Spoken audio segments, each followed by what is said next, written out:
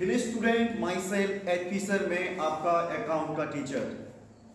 बच्चों, जैसा कि हमने पिछली क्लास में ट्रायल बैलेंस बनाने के नियम मेथड सीखे थे।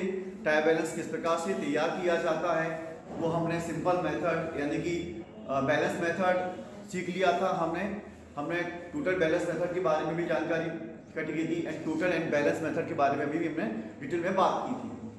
बच्चों, जैसा कि पिछले आपके क्लास में आपका क्वेश्चन था कि सर ट्रायल बैलेंस के अंदर closing stock, adjust purchase, cost of goods sold और ग्रॉस प्रॉफिट के ट्रीटमेंट क्या होते हैं।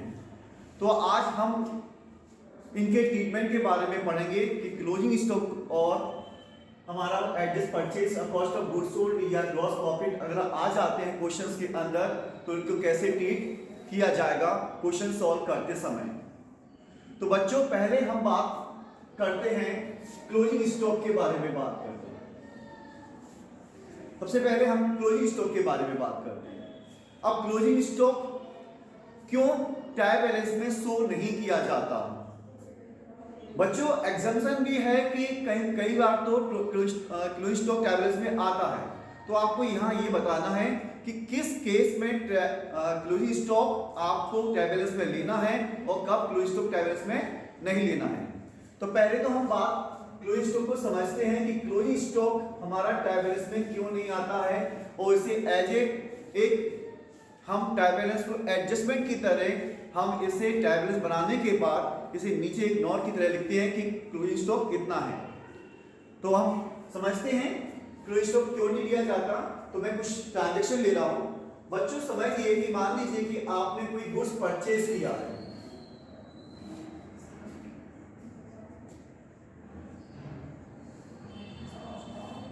आपने गुड परचेज किया, आपने मान लीजिए ₹10,000। ठीक है, आपने यहां पर गुड्स परचेज किया ₹10,000 का और आपने भी गुड्स सोल्ड भी किया है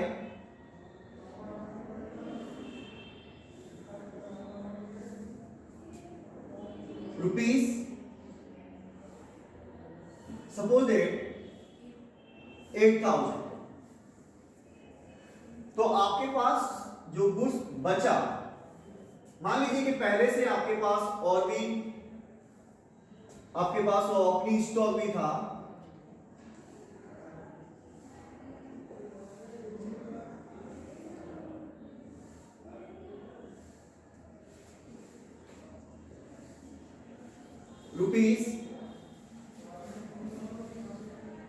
₹4,000।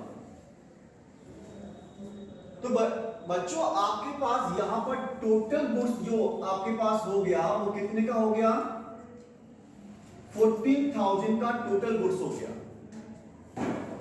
यहां पर आपके पास टोटल गुड्स कितना हुआ? 14,000 का। यानी पहले से आपके पास ओपनिंग स्टॉक कितने का था?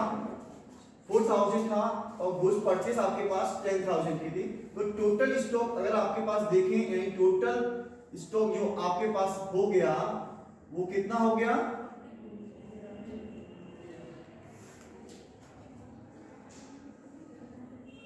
40,000 का। उसमें से आपने गुड्स कितना सोल्ड कर दिया? तो आपके पास आप कहेंगे हमारे पास क्लोजिंग स्टॉक्स जो बचा कितना बचा आपके पास? 6,000 का क्लोजिंग स्टॉक बचा। अब ये क्लोजिंग स्टॉक क्यों ट्रायल बैलेंस में शो नहीं किया जाता? आप गौर से देखें, एक्चुअल में जब आप ट्रायल बैलेंस प्रिपेयर करते हैं तो आप ओपनिंग स्टॉक को कहां शो करते हैं? ट्रायल बैलेंस में डेबिट में शो करते हैं और परचेस को भी आप ट्रायल बैलेंस में डेबिट में शो करते हैं। तो आप देखें कि जो स्टॉक बचा है वो इस स्टॉक में से तो बचा है। जो गुड्स बचा है वो कहां से बचा है? आपका टोटल स्टॉक जो आपके पास हो गया, परचेस एंड आपके ओपनिंग स्टॉक परचेस मिलाकर टोटल गुड्स आपके पास 14,000 हो गया। उसमें से 8,000 का आपने गुड्स सोल्ड कर दिया, तो आपको बचा कितना? 6,000। वो कहां से बचा? यहीं से बचा है। और ये पहले से ऑलरेडी बच्चों आप ट्रायल बैलेंस में एंट्री कर चुके हैं। और दोबारा से क्लोजिंग स्टॉक आप कर देंगे तो आपकी डबल एंट्री हो जाएगी, यानी कि आपकी अकाउंटिंग गलत हो जाएगी। इसलिए बच्चों क्लोजिंग स्टॉक को हम ट्रायल बैलेंस में शो नहीं करते। इतना समझ में आया? इसीलिए ट्रायल बैलेंस को हम ट्रायल बैलेंस में क्लोजिंग स्टॉक को शो नहीं करते हैं। हमारा जब ट्रायल बैलेंस कंप्लीट हो जाता है तब जाके हम उसे सवाल के नीचे एक एडजस्टमेंट की तरह क्लोजिंग स्टॉक शो कर देते हैं। अब आता है कि सर इसे और डिटेल में समझाइए, किस प्रकार से समझना चाहते हैं आप? देखिए बच्चों, एक केस है जब आप इसको एडजस्ट हम ट्रायल बैलेंस में शो कर सकते हैं। कब कर सकते हैं?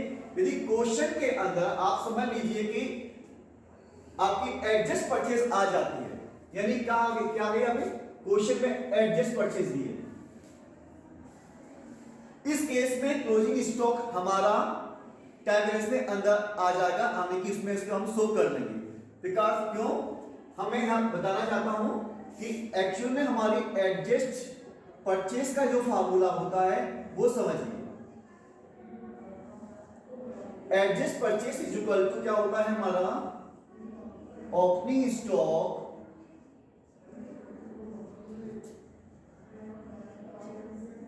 Plus purchase minus closing stock. यानी कि बच्चों ये हमारा एडजस्ट परचेज का फार्मूला होता है। अगर आपने एडजस्ट परचेज ट्रायल बैलेंस के डेबिट में शो कर दी है तो फिर ऑलरेडी आप देखिए एडजस्ट परचेज कैसे बनी है।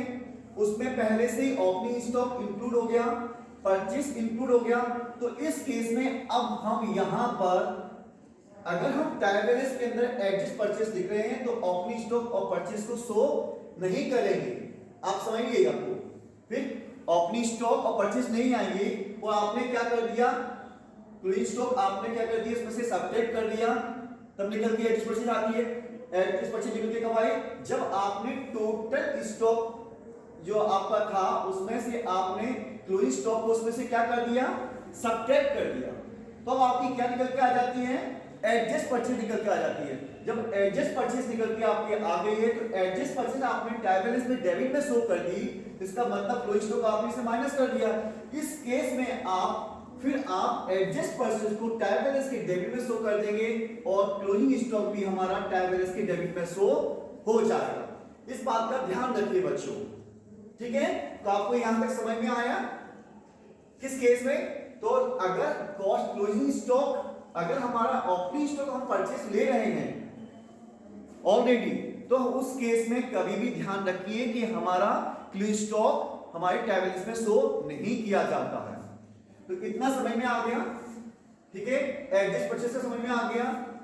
अब आता है कि sir cost of goods sold,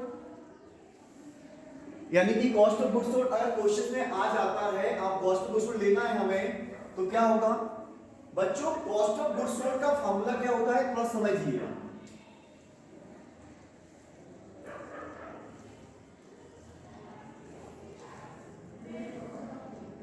cost of goods sold, opening stock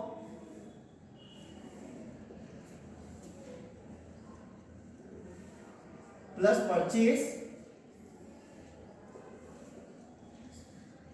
plus direct expenses minus closing stock. तो बच्चों कॉस्ट ऑफ गुड्स सोल्ड का हमारा फार्मूला क्या हुआ? Opening stock plus purchase plus direct expenses minus closing stock. क्या समझ में आया? अब इस केस में यदि cost of goods sold question में गिवन है आपका, बच्चों ध्यान देना, इधर ध्यान दीजिए कि कॉस्ट ऑफ गुड्स सोल्ड यदि हमारा गिवन है क्वेश्चन के अंदर, अगर आप इसको ले रहे हैं तो definitely cost of goods sold trial balance के कहां जाएगा? डेबिट में शो होगा। कॉस्ट ऑफ गुड्स सोल्ड क्या होता है पहले आप भी समझिए बच्चों। कॉस्ट ऑफ गुड्स सोल्ड वो चीज होती है जो बिचे हुए माल की कॉस्ट बताता है। जितना माल बिच गया है उसकी कॉस्ट को क्या करता है, रिप्रेजेंटेट करता है कॉस्ट ऑफ, यानी कि आपने जितना माल था, आपने उसको जितना माल बेच दिया है आपके पास, उसे कॉस्ट ऑफ गुड्स सोल्ड कहा जाता है। इसका फार्मूला क्या होता है, कॉस्ट ऑफ गुड्स सोल्ड का opening stock plus purchase plus direct expenses minus closing stock. बच्चों इस केस में यदि आपने क्या ले लिया है, कॉस्ट ऑफ गुड्स सोल्ड ले लिया है, तो आप गौर से देखिए, ओपनिंग स्टॉक नहीं आएगा ट्रायल बैलेंस में, इसमें इंक्लूड है, परचेस आपकी भी इसमें इंक्लूड है, डायरेक्ट एक्सपेंसेस डायरेक्ट जैसे वेजेस है, आपकी फ्राइट है, आपका कैरीज है, अगर ये भी दिए हैं ट्रायल बैलेंस के अंदर, डायरेक्ट एक्सपेंसेस को भी नहीं देंगे, ये ध्यान रखना बच्चों। यदि कॉस्ट ऑफ गुड्स सोल्ड आपने ले लिया है तो डायरेक्ट एक्सपेंसेस भी क्या होंगे इसके अंदर इंक्लूड है पहले से ही कॉस्ट ऑफ गुड्स सोल्ड, और क्लोजिंग स्टॉक आपने सब्ट्रैक्ट कर दिया, इसलिए क्लोजिंग स्टॉक को भी हम ले लेंगे और वो भी कहां शो किया जाएगा, ट्रायल बैलेंस में डेबिट में शो किया जाएगा। तो बात समझ में आ गया। तो हमारा हमने भी कितनी चीजें सीख ली, अभी हमने सीख लिया क्लोजिंग स्टॉक का ट्रीटमेंट सीख लिया, हमने एडजस्ट परचेज का ट्रीटमेंट सीख लिया और कॉस्ट ऑफ गुड्स सोल्ड का परचेज ट्रीटमेंट सीख लिया।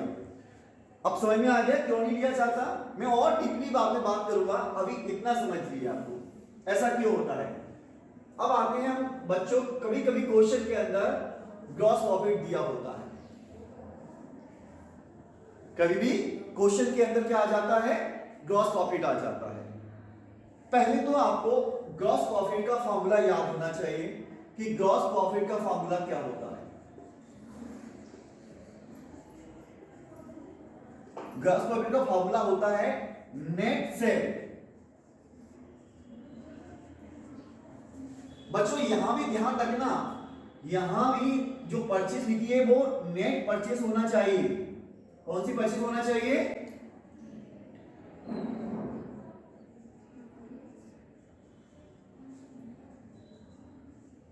नेट परचेज का मतलब क्या होता है, परचेज में से परचेज रिटर्न माइनस कर दी गई हो, क्योंकि कभी कभी माल आता है, हम कुछ परचेज करते हैं तो रिटर्न भी तो करते हैं, तो यहां पर भी नेट परचेज है और यहां पर भी इसका मतलब परचेज का मतलब ही क्या होगा, आपकी नेट परचेज होगी। ध्यान रखना है इस बात का, नेट परचेज होगी आपकी। अब आ जाइए ग्रॉस प्रॉफिट। ग्रॉस प्रॉफिट का फॉर्मूला क्या होता है, net cell minus cost of goods sold. Gross profit का फॉर्मूला होता है हमारा नेट सेल। नेट सेल मतलब सेल्स जो की है उसमें से माल वापस भी आ जाता है, उसे माइनस करने के बाद जो आती है वो net cell minus cost of goods sold.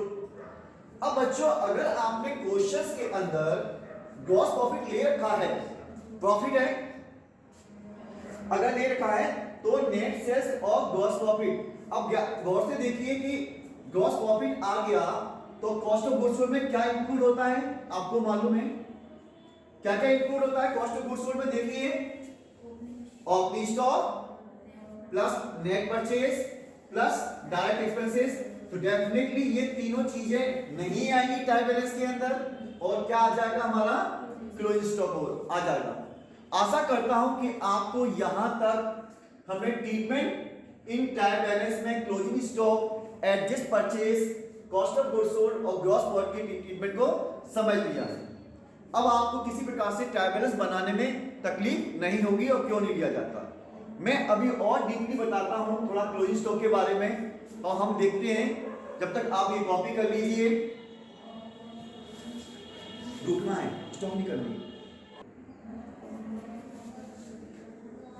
I hope आपने स्क्रीनशॉट ले लिया होगा और समझ लिया होगा। अब हम बच्चों थोड़ा सा डीपली अदर वे में और क्लोजिंग स्टॉक को डीपली और समझने की कोशिश करते हैं कि क्लोजिंग स्टॉक ट्रायल बैलेंस में शो क्यों नहीं किया जाता है, हम और डीपली। तो मैं कुछ आपको बताना चाहता हूं, डिफरेंट बताना चाहता हूं, फिर आपको समझ में आ जाएगा कि क्लोजिंग स्टॉक क्यों नहीं लिया जाता। सपोज एक मान लीजिए कि आपने राम से आपने 20,000 रुपए रिसीव किए, तो एंट्री आपकी क्या होगी, आपकी एंट्री होगी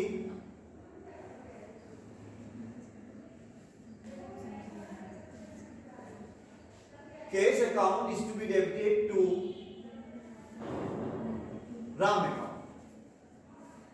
क्या एंट्री होगी हमारी, कैश अकाउंट दिया टू राम अकाउंट। अगर हम यहां पर कैश का लेजर बनाए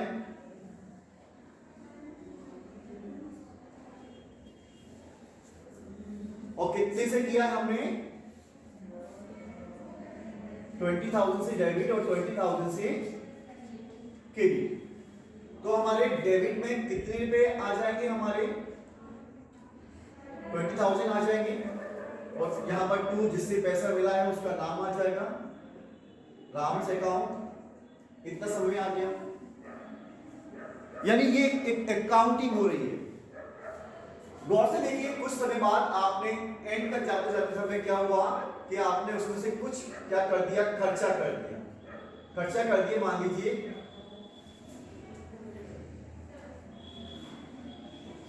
तो ये हो जाएगी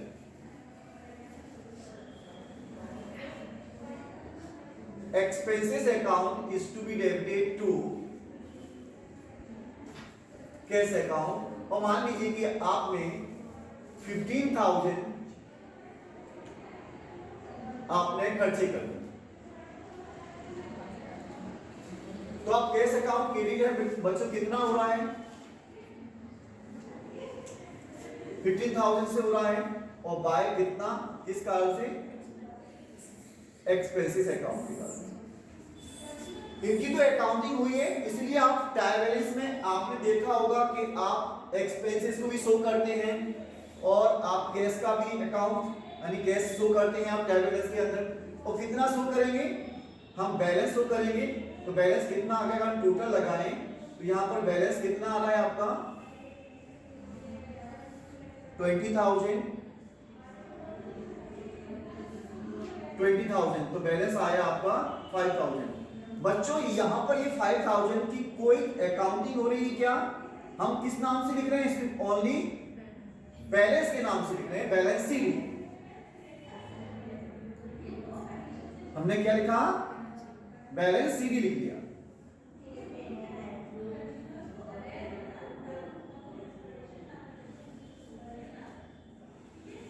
यहां अकाउंटिंग हो रही है, यहां अकाउंटिंग हो रही है, बट यहां क्या है? इस बैलेंस की कोई अकाउंटिंग है और हम ट्रायल बैलेंस में क्या लिखते हैं? बैलेंस लिखते हैं। तो आपने ट्रायल बैलेंस में कैश अकाउंट कितने से डेबिट किया हुआ? ये क्या होता है? हमारा एसिड होता है और डेफिनेटली कहां जाएगा? ट्रायल बैलेंस के डेबिट में जाएगा। मैंने कहा ना, जितनी भी एसिड होती है उनके बैलेंस कहां जाते हैं? ट्रायल बैलेंस में डेबिट में आते हैं। और trial balance is a statement, एक सूची है जिसे हम बैलेंसों से तैयार करते हैं। यहां तक इतना समझ में आ गया? यानी कि इसकी तो अकाउंटिंग हो रही थी, इसलिए हमने यहां पर बैलेंस।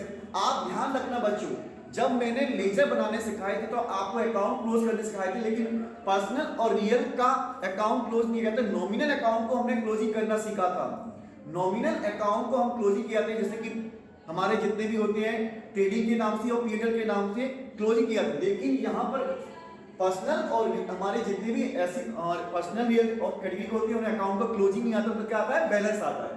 तो इसकी कोई अकाउंटिंग नहीं हुई, बट हमने कैश अकाउंट को हमने बैलेंस में कितने से डेबिट कर दिया? 5,000 से डेबिट कर दिया। ये ऐसी से तो हमारे बैलेंस में कहां आएगा? डेबिट में आ जाएगा। अब हम और समझते हैं थोड़ा सा इसको, ये समझ में आ गया? यानी कि यहाँ अकाउंटिंग हो रही है, इसलिए कैश अकाउंट को हम कहां लिख रहे हैं? डेबिट में लिख रहे हैं। यहाँ देखिए, हमने बच्चों कुछ गुड परचेज किया तो क्या एंट्री होगी?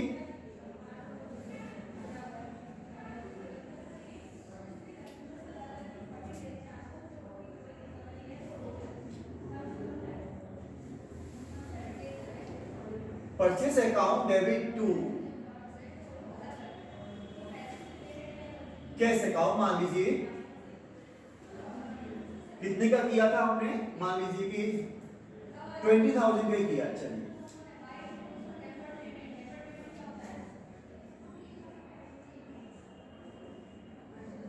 ठीक है, आपने किया। फिर आपने क्या किया? गुड सोल्ड किया। तो क्या एंट्री हो जाएगी हमारी? Cash account is to be debited. मान लीजिए कि आपने गुड सोल्ड कर दिया 25,000 का,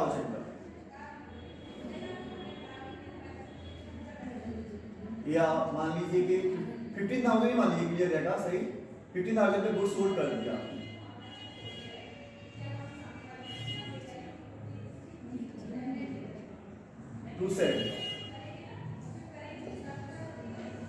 अब गौर से देखिए बच्चों,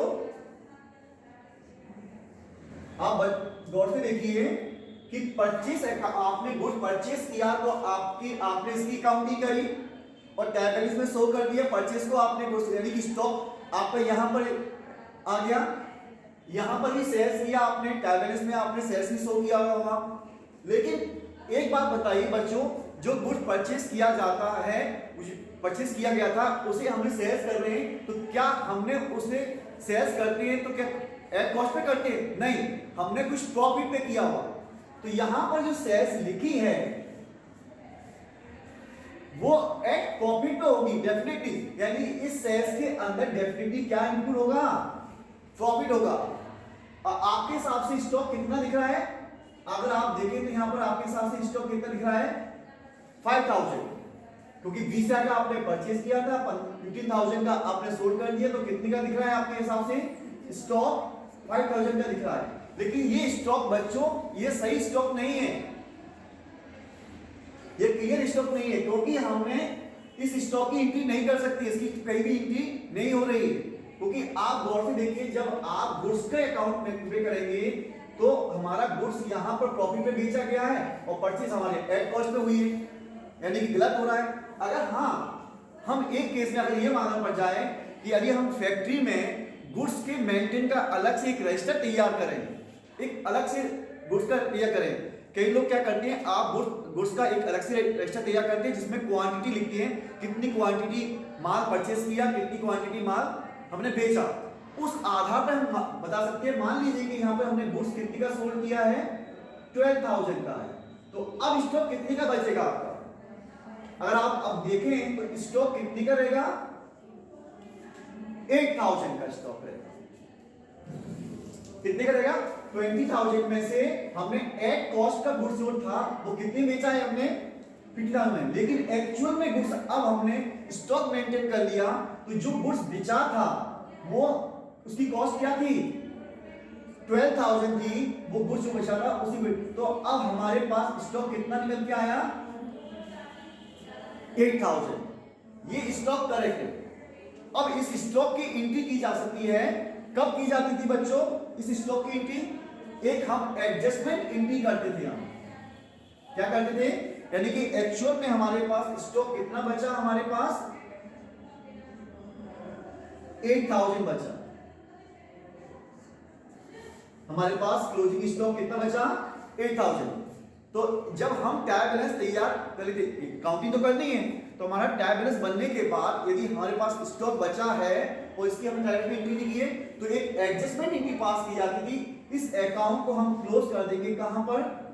ट्रेडिंग अकाउंट के नाम से क्लोजिंग कर देंगे। अब इस केस में बैलेंस शीट में स्टॉक की एंट्री हो गई। कोई स्टॉक भी क्या होता है? ऐसी होता है। तो आप ट्रेडिंग अकाउंट में भी आप किसी, यानी ट्रेडिंग अकाउंट में इस केस में फिर हम बैलेंस शीट तैयार करते हैं, तो वहां पर इसे ऐसी साइड में शो कर देंगे, क्योंकि ये हमारा स्टॉक अकाउंटिंग तो करनी है, लेकिन बैलेंस शीट में हो गई। टैब बैलेंस में क्यों नहीं कर पाए थे? क्योंकि हमारे पास वो स्टॉक एडजस्ट नहीं किया था हमने। अगर इसे हम अब आ जाएंगे यहां पर, इसी क्लोजिंग स्टॉक को मैं किससे सब्ट्रैक्ट कर दूं? परचेज से, यानी कि क्लोज स्टॉक से कहां सब्ट्रैक्ट कर दिया मैंने? परचेज से सब्ट्रैक्ट कर दिया। तो ये परचेज क्या कहलाएगी मेरी? मैंने आपसे क्या कहा था? Adjust purchase. और जब एडजस्ट परचेज आ जाती है, इस केस में हम फिर क्लोजिंग स्टॉक को टैब बैलेंस में शो कर लेंगे, क्योंकि आपने क्लोजिंग स्टॉक को क्या किया? आपने क्लोजिंग स्टॉक को आपने टैब बैलेंस में से परचेज में से टोटल गुड्स में से माइनस कर दिया आपने, यानी परचेज में से माइनस कर दिया। तो इस केस में आपका क्लोजिंग स्टॉक फिर कहां शो हो जाएगा? टैब बैलेंस के डेबिट साइड पर शो हो जाएगा। ठीक है बच्चों, तो इस केस में हम ध्यान रखिए, अगर हमने परचेज से एडजस्ट कर दिया क्लोजिंग स्टॉक को, तो इसका मतलब हमारी ये परचेज कौन सी परचेज बन गई? फिर हमारी वो एडजस्ट परचेज बन जाती है। और फिर एडजस्ट परचेज आप कहां शो करेंगे? टैब बैलेंस में आपने शो कर दी, तो उसमें से क्या माइनस हो चुका है? फिर आपका क्लोजिंग स्टॉक माइनस हो चुका है। तो इस केस में क्लोजिंग स्टॉक आपका टैब बैलेंस में शो हो जाएगा। ये एक एग्जम्पशन था। इसी बस दो तरीके होते हैं, मैंने क्या कहा था कि आपको या तो आपको एक एडजस्टमेंट एंट्री पास करना पड़ेगी, तो हम टैब बैलेंस बनाने के बाद बैलेंस शीट में शो कर देंगे, अकाउंटिंग तो करनी है स्टॉक की, और ट्रेडिंग अकाउंट में शो हो जाएगा हमारा। अगर हमने एडजस्ट परचेज निकालनी है तो इस केस में बच्चों हम क्लोजिंग स्टॉक को ट्रायल बैलेंस में डेबिट में शो कर देंगे। और मैंने पहले ही बता दिया था कि एडजस्ट परचेज का फॉर्मूला एक्चुअल में क्या होता है, opening stock plus purchase minus closing stock. तो आपने क्या कर लिया, क्लोजिंग स्टॉक को आपने किससे एडजस्ट कर लिया, आपने परचेज से एडजस्ट कर लिया। तो एडजस्ट परचेज आपकी ट्रायल बैलेंस में शो हो जाएगा और क्लोजिंग में भी शो हो जाएगा। आशा करता हूं कि आपको आज जितने भी मैंने ट्रीटमेंट सिखाए थे वो आपको अच्छी तरह से समझ में आ गए हैं और आप इनको अच्छी प्रैक्टिस कीजिए। तो हम रिपीट करते हैं कौन कौन सी ट्रीटमेंट सीख ली है हमने। तो ट्रीटमेंट ऑफ हमने नंबर 1 सीखा था क्लोजिंग स्टॉक, फिर हमने सीखा था एडजस्ट परचेज, फिर कॉस्ट ऑफ गुड्स सोल्ड और ग्रॉस प्रॉफिट। और ग्रॉस प्रॉफिट के हमने का ट्रीटमेंट भी अच्छी तरह समझ लिया था। और क्लोजिंग स्टॉक को हमने दो प्रकार से सीख लिया क्यों नहीं किया जाता। तो बच्चों आपको अब ट्रायल बैलेंस बनाने में किसी प्रकार की तकलीफ नहीं होगी, आसानी से बना सकते हो। आपको ट्रायल बैलेंस के मॉडर्न अप्रोच और ट्रेडिशनल अप्रोच के अकॉर्डिंग टू भी तैयार किया जा सकता है। बैलेंस करते हैं और आपको ये मालूम ही पड़ गया कि ट्रायल बैलेंस क्या होता है। एक स्टेटमेंट होता है, एक लिस्ट होती है जिसमें सारे अकाउंट्स जितनी होती है उनकी समरी को हम उसमें शो करते हैं, यानी बैलेंस को शो करते हैं। नमस्कार, जय हिंद।